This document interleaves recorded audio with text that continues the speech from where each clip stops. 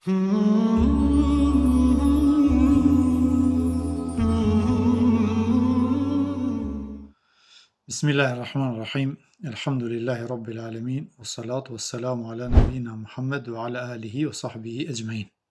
Falënderimet janë për Allahun, salavatet janë për profetin ton alayhi salatu wassalam dhe të gjithë besimtarët që i ndjekin gjumët e tij deri në ditën e Kiametit. Nderuar vëllezër, sot me lejen e Allahut në lëmin e shkencave të Kuranit do të përmendim zbritjen e disa ajeteve kuranore në përputhje me sugjerimin e sahabëve. Natyrisht që i gjithë Kurani ka zbritur nga Allahu i Madhruar, qoftë ai për shkak për ndonjë shkak të zbritjes, qoftë edhe pa një të tillë. Disa ajete, megjithatë, kanë zbritur sipas sugjerimit të disa sahabëve të nderuar, ose kanë zbritur parafërsisht me mendimet e tyre. Kësaj Kurani zbriti si një miratim për atë që propozuan. Një nga këto raste është ajeti që zbriti si miratim për propozimin e Omerit, Allahu qoftë i kënaqur me të, siç e përmend edhe Imam Buhariu nga Enesi, Allahu qoftë i kënaqur me të, i cili tregon se Omeri ka thënë: në 3 raste kanë zbritur ajetet sipas propozimeve që bëra. Rasti i parë i thash profetit alayhi salatu wassalam, sikur të caktojmë një vendfalje te maqami Ibrahimit alayhi salam, dhe Allahu zbriti ajetin: wattakhidhu min maqami Ibrahim musalla. Bëjeni vendin e Ibrahimit si vendfalje.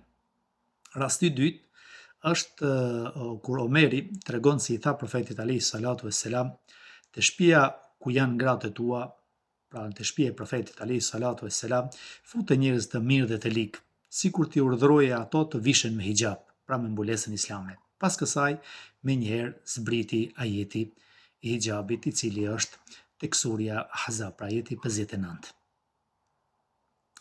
Rasti i tretë është kur i ka plojë xhelozia gratë e profetit alayhi salatu wassalam dhe Omeri, Allahu qoftë i kënaqur me të, ju thot atyre: asa rabbuhu in tallaqakun an yubdilahu azwajan khayran minkun. Në qoftë se ai ju ndan, pra profeti alayhi salatu wassalam, Zoti i tij mund t'ju zëvendësoj, pra t'ju zëvendësoj me gra më të mira se ju.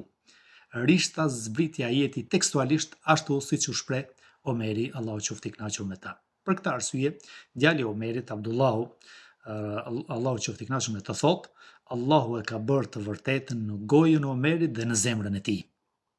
Kjo gjë nuk ka ndodhur vetëm me Omerin, por edhe me disa sahabë të tjerë.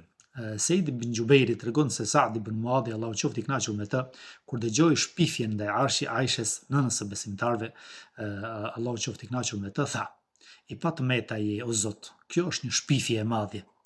Ajeti zbriti tekstualisht ashtu siç u shprehu Muadhi, Allahu qoftë i kënaqur me të. Allahu thot: subhanaka hadha buhtanun azim. Ti qofsh lavdruar o Zot, kjo është shpifje e madhe. Një rast i ngjashëm është ajo që ka përmendur Ibn Sa'di, pra një dietar i njohur, në librin e tij Tabaqat, ku tregon se Musab ibn Umeri, Allahu qoftë i kënaqur me të, mori flamurin në betejën e Uhudit. Mirë po gjatë luftës i pre dorën e djathtë, pastaj e kapi flamurin me të majtën dhe tha: wama Muhammedun illa rasulun qad khalat min qablihi ar-rusul afa in mata aw qutila inqalabtum ala aqabikum. Muhamedi është vetëm i dërguar para të cilit ka pasur dhe të dërguar të tjerë.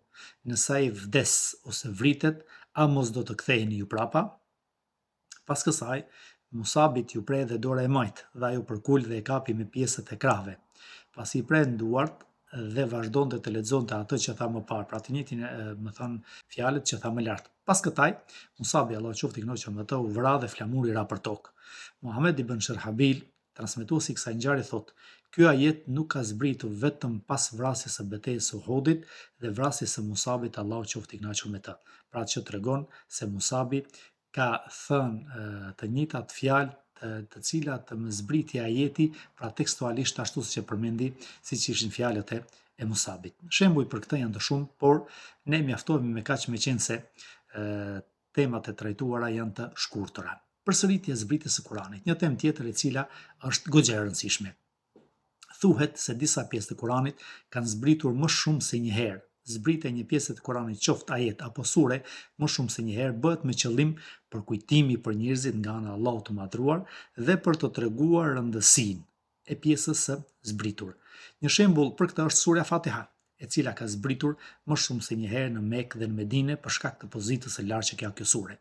Disa dietarë kanë përmendur se edhe ky ajet ka zbritur më shumë se një herë, e cili është pra ajeti ما كان للنبي والذين آمنوا أن يستغفروا للمشركين ولو كانوا أولي قربى من بعد ما تبين لهم أنهم أصحاب الجحيم.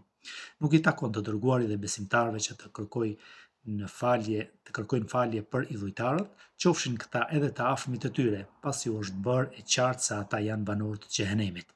Zerkeshiu në librin e tij El Burhan ka thënë: Allahu zbret të njëjtën pjesë të Kuranit 2 herë për të treguar pozitën lartë që ka kjo pjesë, dhe si përkujtim kur ekziston edhe shkaku i zbritjes me qëllim që kjo pjesë Kuranit mos lihet në harres. Më tej, Zerkeshiu përmendi ajetin: Aqimis salate liduluki shamsi ila ghasaqi al-lejli wa Qur'an al-fajr, inna Qur'an al-fajri kana mashhuda. Kryeje namazin prej kthimit të diellit nga gjysma e qiellit, pra në drekë, deri në errësirën e natës dhe këndo Kuranin në agim. Me të vërtetë, falja e mëngjesit është e dëshmuar nga engjëjt. Sekhawiu në librin e tij Gjemalul Qurra, pasi përmendi se surja Fatiha ka zbritur 2 herë, shtoi çështjen. Nëse lind pyetja se çfarë do bie ka të zbresë 2 herë e njëjta sure, e njëjta pjesë Kurani, përgjigjja është se kjo sure mund të ketë zbritur në disa forma të leximit të Kuranit. Pra, jo vetëm që ka zbritur 2 herë, por ka zbritur edhe në forma të ndryshme sipas leximeve të Kuranit që njihen tek lexuesit e Kuranit. Disa dietar nuk bien u i di që e njëjta pjesë e Kuranit të ketë zbritur 2 herë, me argumentimin se nuk ka ndonjë dobi të veçantë për sëritje e zbritjes. Gjithashtu, nga këtu na bën të kuptojmë se çdo pjesë kuranore që ka zbritur në Mekë ka zbritur përsëri në Medinë, sepse profeti alayhi salatu vesselam ja prezantonte Kuranin Xhibrilit alayhi salam çdo vit gjatë muajit të Ramazanit. Madje në muajin e fundit të Ramazanit para vdekjes së tij, ja prezantoi 2 herë. Mirë po, ky mendim nuk është i pranuar, duke u bazuar në atë që përmendëm më sipër, për shkak të dobive që kishte përsëritja e Kuranit, përsëritja e zbritjes së sureve apo të ajeteve Kuranit. Pra, e vërteta është se disa pjesë kuranore apo sure apo ajete kanë zbritur më shumë se një herë për shkak të rëndësisë që kishin. Walhamdulillahi Rabbil Alamin.